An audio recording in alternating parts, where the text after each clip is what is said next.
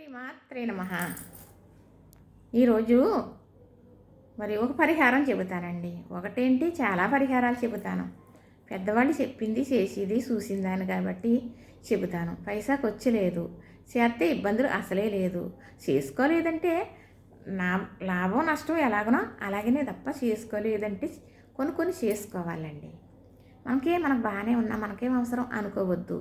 కొన్ని సమయాల్లో కొన్ని తప్పకుండా చేసుకోవాలి. కొన్ని పరిహారాలు పెద్దవాళ్ళు చెప్పినయే, చేసినయే. కానీ డబ్బులు ఖర్చు పెట్టుకుని అక్కడికి ఇక్కడికి వెళ్ళమని చెప్పను. వెళ్ళే వాళ్ళని వెళ్ళొద్దని కూడా చెబుతాను.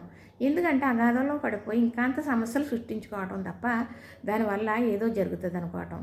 ఇక్కడికి వెళ్తారు, 10,000 ఖర్చు పెట్టుకుంటున్నారు, ఇలాగ వెళ్ళాము ఇంకేముంది అంటారు. మళ్ళీ దుదిలేసి ఎవరో ఇంకొకళ్ళు ఏదో చెప్పారు, అక్కడికి వెళ్తున్నారు. మళ్ళీ అక్కడి నుంచి వచ్చేసాక ఇంకో చోటకి ఇలా చేసేవాళ్ళు చాలామంది ఉన్నారండి.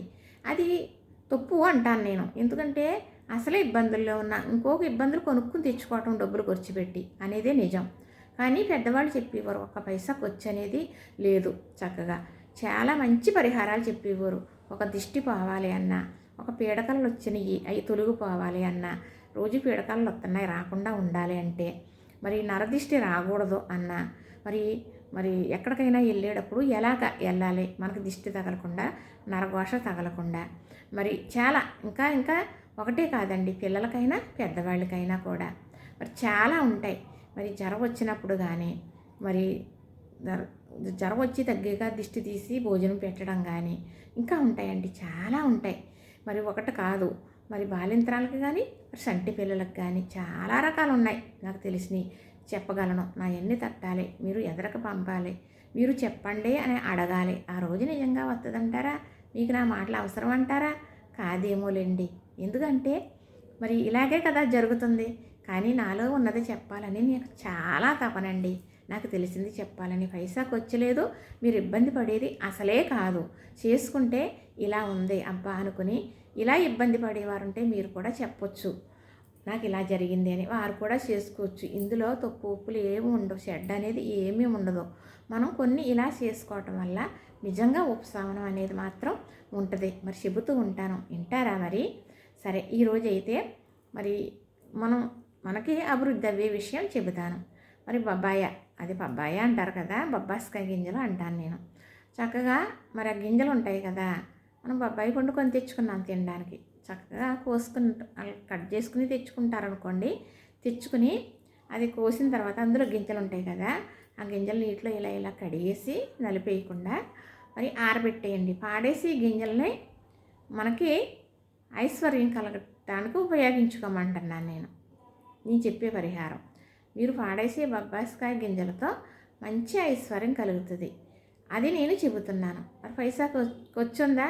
బొబ్బాయి పండు కొనుక్కొని తెచ్చుకున్నారు మీరు తినటం కోసం, ఈ పరిహారం కోసం కాదు.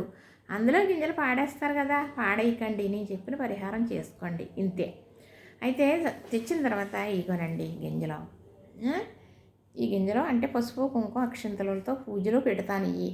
నేను ఎండబెట్టిన తర్వాత ఒక 20 రోజులన్నా పడుతుంది. మరి ఈ నీటి గుడ్డులాగా ఉంటాయి కదా, అలాగే ఎండబెట్టాలి. పిసికేసి కడగకూడదు. అవి అలా పోసేసామనుకోండి గొచ్చు మీద, అది ఒక వారం 10 రోజులు 15 రోజులకి ఎండిపోతాయి. ఎండిపోయినవి చక్కగా ఎత్తేసి మంచి ఎండలో పెట్టాలి. మంచి ఎండలో పెడితే ఇలాగ మువ్వల్లాగా తయారవుతాయి. ఇప్పుడు ఈ మట్టిలో పెట్టినా కూడా మొలకలు వచ్చేస్తాయి అన్నమాట. అలాగా చెయ్యాలి. అప్పుడు ఇలా ఉండాలన్నమాట. అప్పుడు ఏం చేయాలి, ఈ గింజలో పూజలో పెట్టుకున్నాను కదా, నేను 20 రోజులు ఎండినాయండి. తెచ్చేసి పూజలో పెట్టుకున్నాను. పూజలో అలా వారం 10 రోజులు వదిలేస్తాను. వదిలేసిన తర్వాత చక్కగా మనం ఏం చేయాలంటే ఇలాగా ఒక కాగితం తీసుకుని, ఈ కాగితంలో ఇలాగ అక్షంతల పసుపుతోటి ఉంటాయి కదా, ఇలాగా ఎన్నో కాదు కొన్ని గింజలు, ఇదిగో చూసారా ఎన్నేసానో నేను. ఇది ఇలాగా పొట్లం కట్టేయాలి. ఇలాగా పొట్లం కట్టుకుని చక్కగా ఇలా పొట్లం కట్టేసాం కదా, మీరు హ్యాండ్ బ్యాగ్ ఉంటుంది కదా, డబ్బులు పెట్టుకుని హ్యాండ్ బ్యాగ్లో పెట్టుకోండి. డబ్బులు ఎప్పుడూ లేవు, అయిపోయినాయి ఖర్చు అయిపోయినాయి అనే మాట ఉండదు. డబ్బులు ఎప్పుడూ ఉంటాయి నిత్యం. ఇది పెట్టుకుంటే లక్షలు కలిసి వస్తాయని చెప్పట్లేదు మీకు. డబ్బులు అయిపోయినాయి అనే మాట లేకుండా అలాగా మీకు అభివృద్ధి అవుతుంది అని చెబుతున్నాను. అలానే మళ్ళీ బీరువాలో బంగారం డబ్బులు పెట్టుకుంటాం కదా, ఆ బీరువాలో పెట్టుకోండి. పెట్టుకుంటే అస్తమానం మన బంగారు నగలు బయటికి వెళ్ళవు, తాకట్లు పెట్టడానికి వెళ్ళవు. తర్వాత మరి డబ్బులు కూడా బీరువాలో పర్చాము. చక్కగా అలాగా తీసుకుని బీరువాలో పెట్టుకోండి, డబ్బులు పర్సులో పెట్టుకోండి. మీరు ఎవరికైనా అన్నారనుకోండి, ఎవరన్నా డబ్బులు అసలు చేతిలో ఉండవండి అని, వారికి ఇవ్వండి ఇలా 10 గింజల పొట్లం కట్టి. అది నిజంగా అదృష్టం, శుభం అనే నేను అంటాను. ఎందుకంటే వారికి మంచి జరిగేలా ఇచ్చాం కదా, వారు ఈ పొట్లం దగ్గర ఉంచుకున్నారనుకోండి, చక్కగా డబ్బులకి కొదవ ఉండదండి. డబ్బులు అయిపోయినాయి అనే మాట ఉండదు. ఇది మాత్రమే చెప్పగలను. ఇలా పెట్టుకుంటే లక్షలు కలిసి వస్తాయండి. మేము కూర్చుంటేనే ఈ పొట్లం మేము హ్యాండ్ బ్యాగ్లో పెట్టుకున్నాం, నా జేబులో పెట్టుకున్నాం, పర్సులో పెట్టుకుని ఉంచుకుంటాను. నేను చక్కగా డబ్బు కలిసి వస్తుందండి అంటే నేను చెప్పలేనండి అలాగా. కానీ మన చేతిలో డబ్బులు లేవు అనే మాట ఉండదు అని చెప్పగలను. ఇది ఏమన్నా రూపాయి ఖర్చుందా?